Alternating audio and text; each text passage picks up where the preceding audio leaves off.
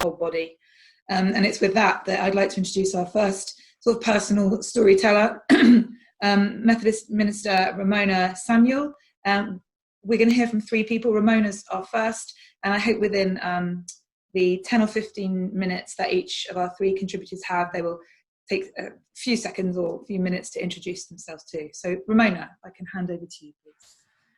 Thank you, Katie, and thank you for the invitation to share today. So, of course, my name is Ramona Samuel, and I'm a Methodist minister here in the Chelmsford Circuit. I'm also EDI officer for the Bedfordshire, Hertfordshire, and Essex District, new role I've just undertaken. I'm originally from the Caribbean. I was born in Dominica and grew up in Antigua, and I've been here in the UK for about 23, 20, something years, like that. Yeah. So when I was thinking about today and what I wanted to say, I was reminded of the text in Matthew 16, when Jesus was asking his disciples. He asked them two questions. The first, who do people say that I am? And the second was, who do you say that I am? Because I wanted to talk about and think about identity, representation, and belonging. Excuse me. And it occurs to me that that while we are different things to different people, there is something fundamental about claiming one's identity. So growing up in the Caribbean, my identity was rooted in who my parents were, and more specifically, who my father was. So I was Raymond's daughter. That was my identity. And considering how much I looked like him, there was no getting away from that. But there was also something about being linked, my identity being linked to being a Dominican. That's how I was. I wasn't West Indian or Caribbean. I was from Dominica. I was Dominican. And this was even more pronounced when I was 14. I moved to Antigua. And while I was in Dominica, there was no need to say I am Dominican, because it was understood, because my identity was located in where I lived, along with who my father was. So I was from Portsmouth, and more specifically, I was from Zikak. That's the place I lived. So when I moved to Antigua and someone said to me, "You're Dominican," it was never said as a compliment. It was always a veiled or indeed a blatant insult. And so at age 28, I moved to the UK, and once more, the focus of my identity shifted a bit, and it was being determined by other people. And all of a sudden, or so it seemed, I was a Black woman. I had to declare this on forms. I had to choose a box to tick. And in those instances, it didn't matter that I was from Dominica and not Jamaica or Africa. Nor did it matter that I was Raymond's daughter. Those things mattered to me, but to no one else. So I must interject here that I never questioned or indeed objected to being Black or being a Black woman. Growing up in the Caribbean, that was an unspoken truth that we all held dear, except for those rare occasions when I would class myself as Black, and my friends or the people would helpfully tell me that I was not really Black because of my lighter complexion. But that's another story for another day. And so in the UK, I embraced my Blackness, and because for me, there were no negative connotations attached to that. Just about everyone else around me when I grew up were Black, holding the wide range of offices in society, from street cleaner to prime minister. So I never doubted my Blackness.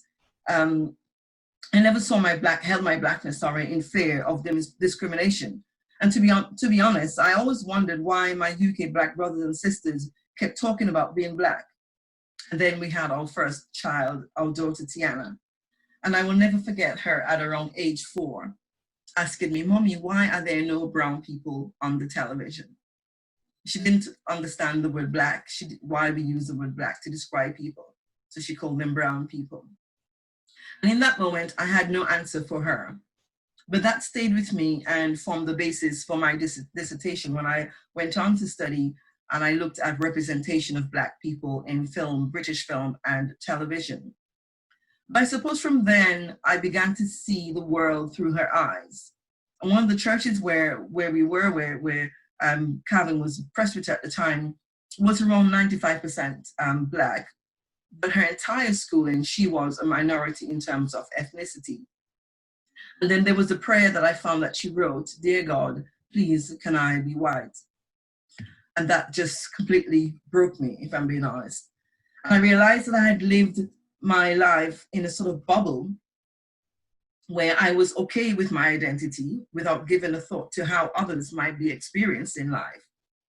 And so when I went back to uni as a mature student and mingled with a group of mainly young Black Brits and began to understand a different perspective of being Black and British, from the consistent stop and search by police officer of one of our lecturers as he walked through the streets with some of the students, to the time that the police car circled back to us in the time it took us for us to cross the road because he claimed one of the young people made a pig sign at him.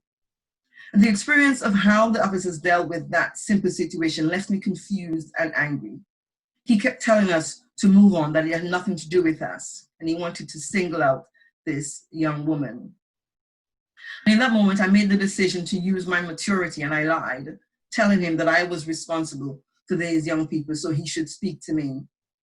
And he eventually calmed down and went on his way. But I made a mental note of how his colleague remained silent throughout this exchange and seemed less bothered, yet didn't take a stand to say, "This isn't the battle we should be fighting, let's move on." And the fact that he actually came out of the car with him. In recent months, the events has resulted in frank conversations around our dinner table with our now 22-year-old and 20-year-old son.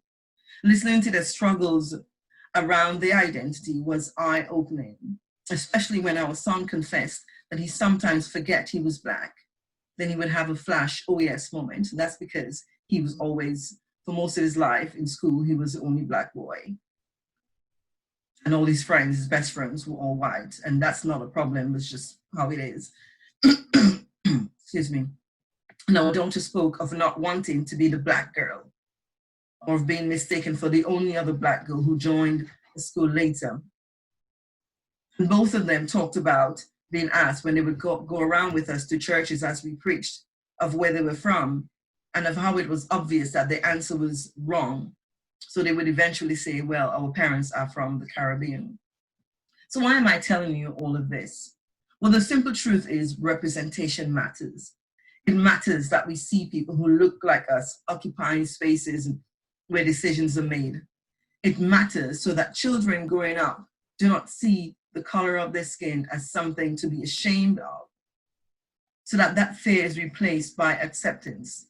It matters so that our identity can become rooted in the communities of which we are a part, rather than be separated on the basis of skin color, because we are community people. We were created to be in communion with each other.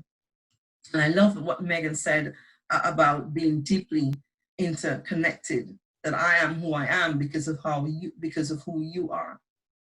And so I think there's a call for us to embrace those differences, to celebrate those differences, while at the same time embracing the fact that we are community people.